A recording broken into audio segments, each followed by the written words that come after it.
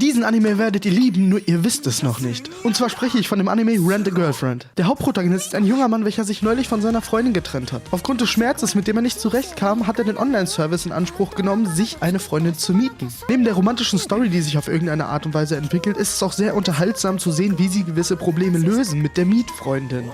Kleinigkeiten wie die perfekte Kulisse, die Atmosphäre oder auch das perfekte Einsetzen der richtigen Musik im richtigen Moment verleihen dem Anime ein sehr stimmiges Bild. Doch für mich das Beste an den ganzen Anime sind die Comedy-Szenen, die einfach teilweise unerwartet kommen und genau meinen Humor treffen. Ich war nie der Fan von Slice-of-Life-Animes, aber da habe ich gesehen, dass Slice of Life auch anders funktioniert. All in all eine 10 von 10, das Ganze könnt ihr euch auf Crunchyroll sogar mit deutscher Synchro anschauen. Und wenn ihr keine weiteren Updates verpassen wollt, abonniert den Kanal und wir sehen uns beim nächsten Mal.